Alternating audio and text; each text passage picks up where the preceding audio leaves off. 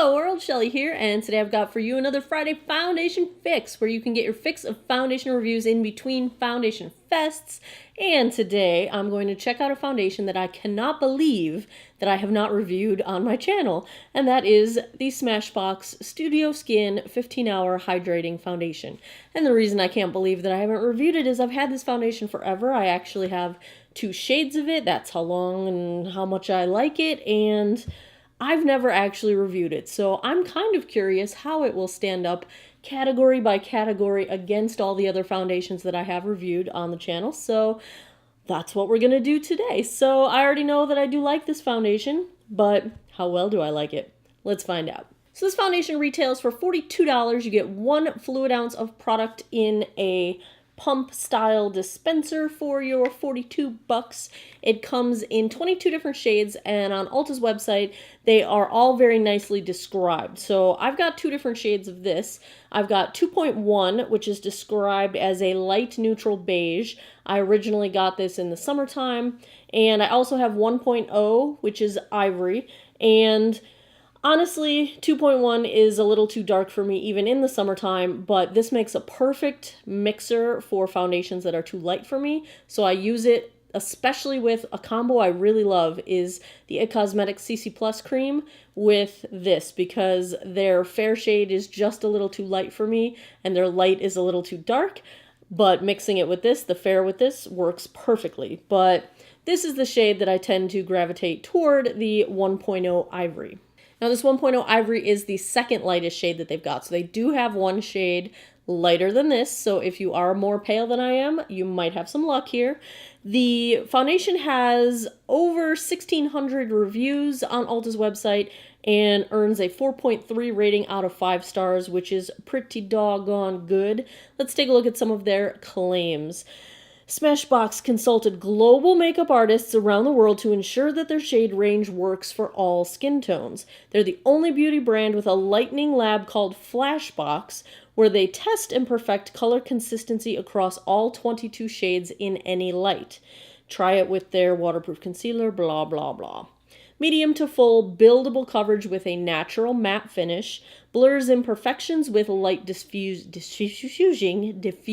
spheres, stays put for 15 hours. What a strange number. Somehow that lends credibility to it. I feel like they tested it and it came out to 15, and okay. Lightweight, comfortable feel, no touch-ups required. Okay. Exercise resistant, sweat resistant, and transfer proof. And ideal for all skin types, formulated with no parabens, no sodium lauryl sulfate, no phthalates, no oil, no fragrance, and no talc. Lots of good no's in there, and they have a helpful shade finder kind of thing on the website, so you can use that as well. Let's take a look at some swatches, and we will compare the Smashbox to some of its competitors in this price range. Here are some swatches. So first up, these are both the Smashbox Studio Skin foundation. The first one is in the shade I'm wearing today, 1.0 Ivory. And the second one is shade 2.1.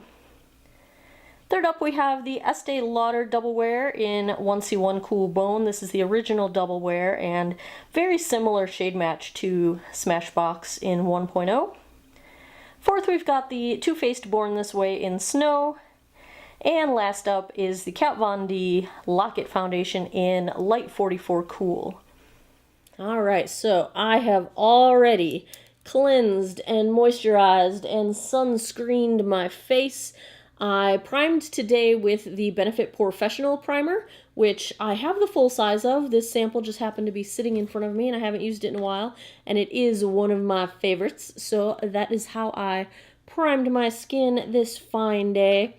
I'm going to go in on one side with a sponge. This is the Ulta Beauty brand blending sponge, which I really like because it's got a nice, I feel weird every time I say this, but it's like a nice bulbous butt because then you get like really like a lot of coverage, a lot of real estate gets covered, and it's nice and soft, and it's a really nice texture.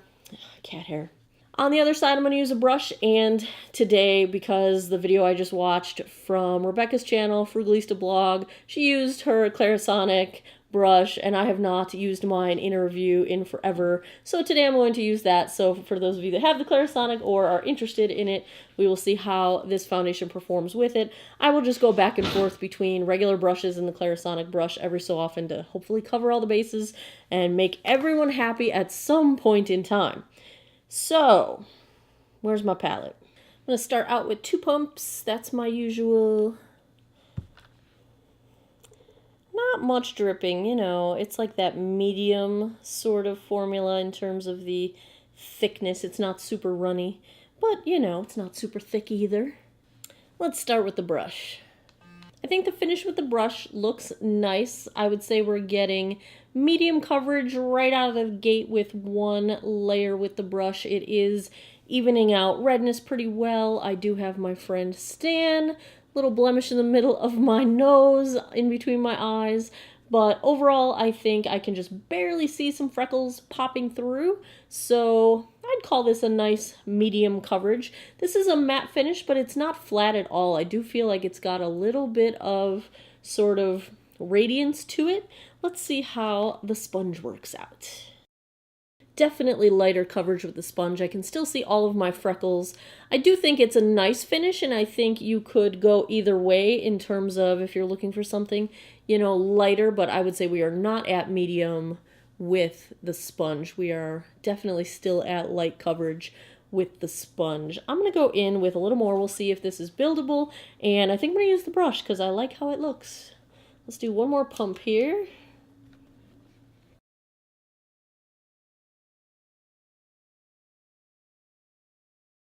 I think this formula is definitely buildable. I would say we're at a high medium coverage right now. I can barely see anything popping through. It looks a little bit heavy around my mouth and around my nose, and a little heavy in between my eyebrows. But overall, I think the coverage is really nice. The finish is very nice. It's a nice matte. It's a matte but not flat kind of a finish. I don't see any settling into lines happening. I think it is slightly blurring my pores, maybe slightly blurring texture, but my texture is not invisible. It's still slightly visible, but it's not accentuating it. It is accentuating my sort of wrinkle lines around my mouth just a tiny bit. Overall, I like the finish. I like how it looks at the moment. It's 2:23 p.m., so we will call that our check-in time. I'm going to go put the rest of my face on, and I will be right back. And I'm back. So everything blended out just fine over this foundation. It's not settling into lines or into pores. It feels really comfortable. The only thing I will say is I feel like it does look like I'm wearing makeup. It's not the most natural skin-like finish, especially on my nose. I can just kind of tell that I'm wearing makeup. And that's fine because clearly I'm not going for a natural look. I am rarely going for a natural look. So I don't really mind if it looks like I'm wearing makeup as long as that makeup is improving the look of my face and my skin instead of making it worse. So I'm okay with that. That is what I think of the foundation right now. It's wearing nicely. Everything applied fine. What I've got on top of it, of course, the L'Oreal Glam Bronze Bronzer. I used my Bare Minerals Glow Powder from my BoxyCharm. I'm trying out the Becca Mineral Blush for the first time. This is in the shade Flower Child. I've actually got a video filmed of this look. This is kind of a first impressions of some things that I just hauled from Ulta and Sephora, including the Kat Von D Shade and Light matte eyeshadow palette and the new Glimmer eyeshadow palette, so that's happening. NYX Epic Ink Liner, for those that are asking, how do you get that wing? This liner has made my life so much easier. And yeah, lip is Kat Von D in Ludwig, so that is what's on my face. That's what's happening right now. Check-in time, we're going to call it 2:20, and I will be back in a few hours with a daylight check-in so you can see how this looks under natural lighting, and my final thoughts at the end of the night as per usual, so stick around. Hey guys, daylight check-in out on the balcony because it's so gloomy out that the daylight is fading fast. It's about 5:30 right now, so this foundation's been on for about 3 hours, and It's holding up fine. It looks pretty much like it did in the beginning. Yes, I'm wearing a hoodie even though it's summertime. It's in that weird, like, it got gloomy and then it feels like it got chilly, and then I keep my air conditioning pretty cold. I'm sorry, environment, but I like it chilly because I like to wear hoodies, and then I was cold and whatever. I know it's weird, but yeah, so far so good. I have no complaints. I think everything is... Why can't I get these bangs out of my face? Everything is looking all right. I'm trying to show you guys a color match, which is going to be impossible. There you go. It matches pretty good. So, there you have it. I will be back later this evening with a final check-in. Hello, we are back. It is 9:59 p.m., just shy of the 8-hour mark. And I apologize for my glasses. I'm going to do my best not to drive you mad with the glare from them, but my contacts were driving me absolutely nuts, and I just couldn't take it anymore, so I had to take them out. So I'm going to try to keep my face kind of down just a little bit so I don't drive you crazy. So how is this foundation holding up at this point? I think it looks great. The only sign of wear that I've got right now is it's just starting to show wear around my chin. It still looks really nice around my nose. My blush contour are all completely visible. Nothing's breaking down on my forehead. It's not settling into lines. It's not settling into pores. My skin feels great. It's a lightweight feel. It feels lighter than it looks, really. And I think it is hydrating. I'm not having any sense of itching or scratching or dryness or tightness going on, which I tend to get pretty easily from a lot of different foundations. So I think it's holding up to that claim of being hydrating. If it's a 15-hour wear foundation, well, I haven't gotten quite that far, obviously. We're about halfway through, but I would say I wouldn't even say it has started breaking down. I think it probably would hold up quite well to a very long day. So I have to give this a thumbs up. The downsides really are just in how it applies to my skin. It applies sort of heavy looking, so it doesn't quite look like a natural skin-like texture. It only has slight blurring of pores and texture, so that's still good. You know, I'm trying to find negatives here. This isn't Holy Grail. I mean, Holy Grail for me makes my skin look amazing. This doesn't make my skin look bad. It makes it look better than it is. There's a fuzzy floating around. I got it! So this isn't a bad foundation at all. It is clearly above average. I think it looks really nice and it wears really well. It feels really nice. Is it in the A range?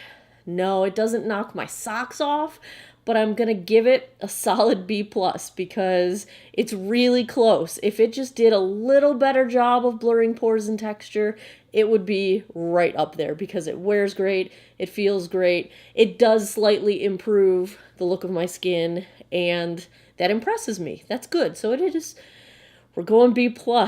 We're going B+. I think it's a very solid choice if you've got dry skin especially. And I would say if you've got combo to oily skin, I mean, do you see any dewiness, any oil? No, I've got nothing going on. So I think even if you are more oily than I am, you might be able to pull this off because it is a sort of matte finish, and give it a try. I highly recommend giving it a try because I really do like this foundation, and I'm glad it did so well on camera for you guys because I would have been really bummed if it totally dropped the ball. Now this mascara that I'm wearing, on the other hand, it has flaked all over my face. It is that Essence mascara. Where did I put it? I don't know where I put it, but a little flaky on me, a little flaky. So please pardon any of the black mascara spots that you're seeing everywhere. So there you have it. That is my review of the Smashbox Studio Skin 15-Hour Wear Hydrating Foundation. I think it's really good. Solid B+. If you like these foundation reviews, please give me a thumbs up down below, and I will keep on making them. Thanks a lot for taking some time out of your day to geek out over makeup with me. I appreciate it, and I hope you guys all have an awesome day or night wherever you are in the world. Take care of each other. Bye-bye.